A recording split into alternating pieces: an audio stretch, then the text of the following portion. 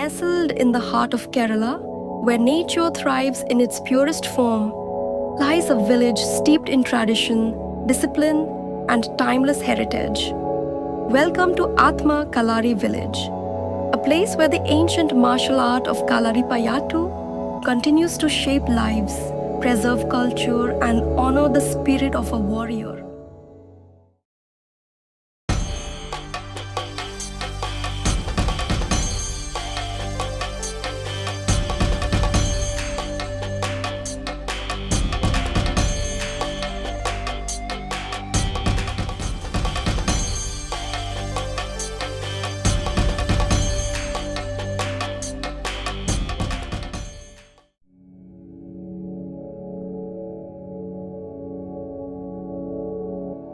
Kalaripayattu's roots stretch deep into Kerala's ancient past, tracing its origins to over 3,000 years ago.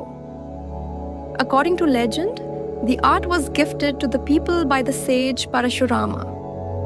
It was first practiced by warriors and later evolved into a spiritual and therapeutic practice. Training in Kalaripayattu is a rigorous discipline.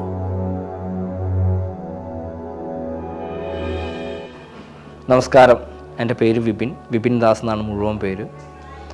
Vipin ആശാൻ എന്നോ കളരി ഗുരുക്കൾ എന്ന പേരിലും അറിയപ്പെടുന്നു. അതിന് കാരണം കളരി പരിശീലിപ്പിക്കുന്നത് കൊണ്ടും കളരി പരിശീലിക്കുന്നത് കൊണ്ടുമാണ്. ഏകദേശം 8ാമത്തെ ജനറേഷനാണ് ഞങ്ങളുടെ പരമ്പരയിൽ ഈ കളരിയായി ബന്ധപ്പെട്ട് ഞാൻ ഇന്ന് നിലനിൽക്കുന്നത്.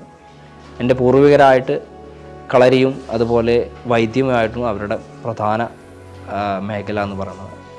ഇന്ന് ഞാനും അത് തുടരുന്നു.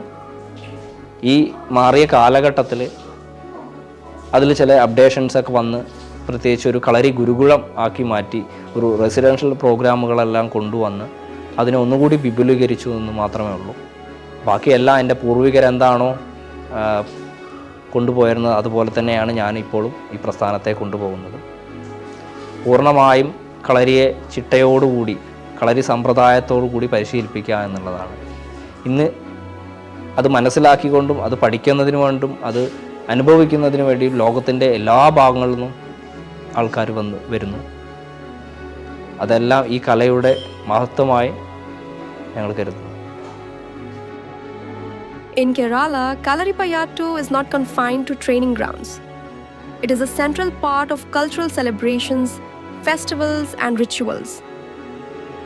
During festivals like Onam and Theyyam, Kalaripayattu practitioners demonstrate their art as both a defense and a spiritual offering.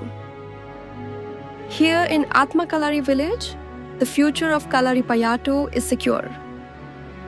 The next generation of practitioners is learning the art, ensuring that its legacy continues to thrive for years to come.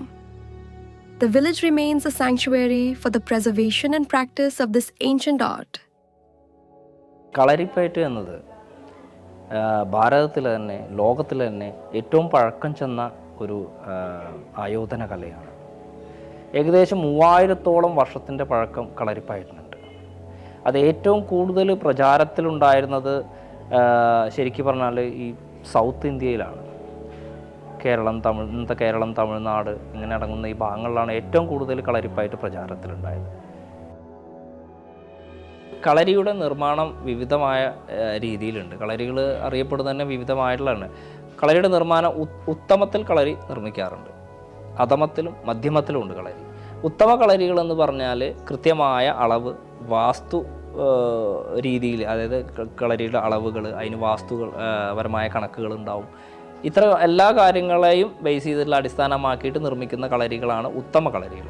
ഉത്തമ കളരികളിനെ പൊതുവേ കാണപ്പെടുന്നത് 42 ഇരടി കളരികളും 62 ഇരടി കളരികളുമാണ്. അതല്ലാതെ തന്നെ 22 ഇരടി കളരിയുണ്ട്, അത് 32 ഇരടി കളരിയുണ്ട്. ഇതെല്ലാം മുൻകാലങ്ങളിലും ഉണ്ടായിരുന്നു. പിന്നെ അതുപോലെ തന്നെ മധ്യമ കളരി അളവുകളെല്ലാം കുറേ കാര്യങ്ങളെല്ലാം ശരിയാവും. പക്ഷെ അതിൽ നമ്മളെ സങ്കല്പങ്ങൾ, അത് ദേവതാ സങ്കല്പങ്ങൾ, പ്രതിഷ്ഠ സംബന്ധമായ താന്ത്രിക വിധികൾ, ഇതെല്ലാം പ്രാധാന്യം ഇല്ലാത്ത ഒന്നതാണ്. പിന്നെ അധമ കളരികളാണുള്ളത്. അധമ കളരിയാണ് താൽക്കാലികമായി കെട്ടിയുണ്ടാക്കുന്ന കളരികളെയാണ് അധമ കളരികൾ എന്ന് പറയുന്നത്. അപ്പോൾ അത് ചിലപ്പോൾ ഒരു സീസണിലായിരിക്കാം ചില പ്രദേശങ്ങളിൽ. ഇപ്പോൾ പണ്ട് കാലഘട്ടങ്ങളിലായാലും അഥമ കളരിക്ക് വളരെ പ്രാധാന്യം ഉണ്ടായിരുന്നു. കാരണം ചില ഗുരുക്കന്മാരെ ചില പ്രദേശത്തു നിന്ന് കൊണ്ടുവന്ന്, ഇപ്പോൾ വടക്കൻ ദേശത്തു നിന്നായാലും തുളുനാട്ടിൽ നിന്നായാലും അല്ലെങ്കിൽ തെക്കൻ ദേശങ്ങളിലായാലും അന്ന് ഗുരുക്കന്മാരെ ആ ചില വിദ്യകളിൽ പ്രത്യേകിച്ച് അറിവുള്ള ഗുരുക്കന്മാരെ മറ്റൊരു പ്രദേശത്ത് കൊണ്ടുവന്ന് അവിടെ താൽക്കാലികമായി കെട്ടിയുണ്ടാക്കുന്ന ഒരു പരിശീലന കളരി ഉണ്ടാക്കുന്നു.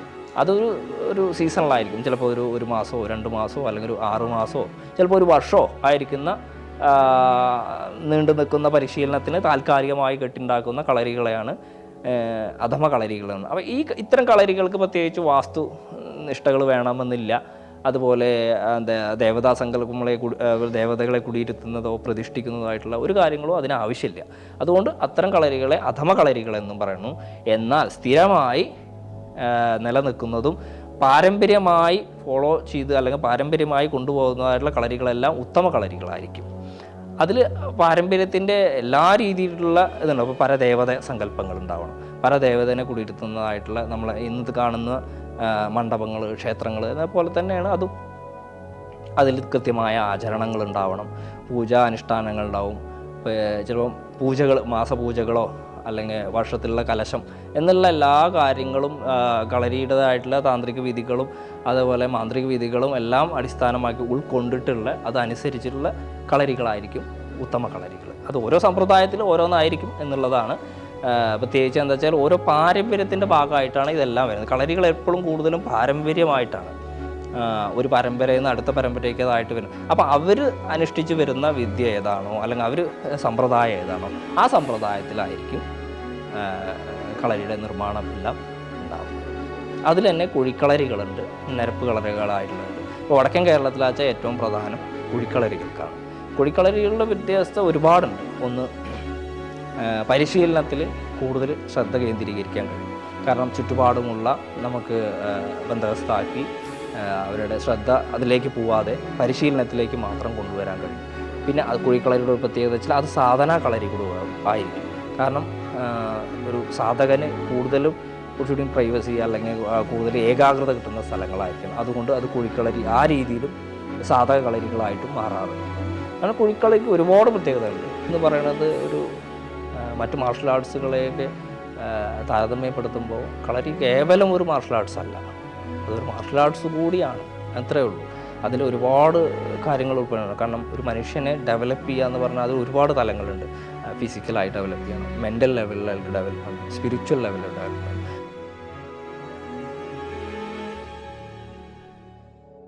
Namaskaram. I'm Anna, originally from Republic of Moldova. If you don't know where is Moldova, probably you've heard about Ukraine and Romania in Europe. Kalari Payatu is the mother of many other martial modern arts.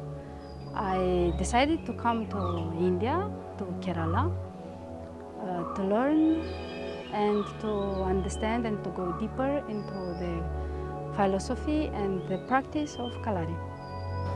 ഇന്നുള്ള സമൂഹത്തിനും ഇനി വരാൻ പോകുന്ന സമൂഹത്തിനും വളരെ പ്രധാനപ്പെട്ട അല്ലെങ്കിൽ ഒരു ഇമ്പോർട്ടൻ്റ് ആയിട്ടുള്ള ഒരു കാര്യം തന്നെയാണ് കളരി എന്നുള്ളത്. ഒരു സംശയവുമില്ല. കാരണം ഇന്ന് എല്ലാവരും ലഹരിക്ക് മറ്റും അടിമയായിക്കൊണ്ടിരിക്കുകയാണ്. നമ്മളെല്ലാം കാണുന്നതാണ്.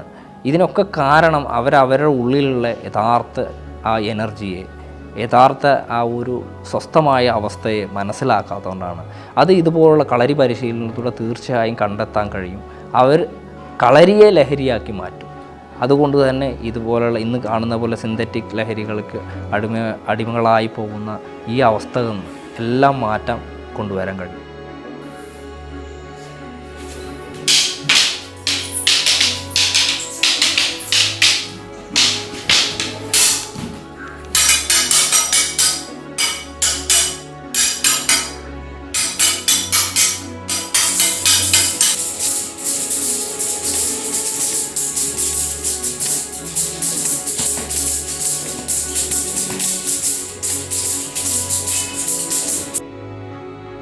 Every movement has a purpose, be it for defense, offense, or healing. Kalaripayattu is more than a martial art. It is an art of living. Kalaripayattu is more than an ancient martial art. It is a living testament to the cultural resilience of Kerala. In Atma Kalari village, the spirit of the warrior endures, connecting the past with the present and ensuring that this sacred tradition continues to flourish.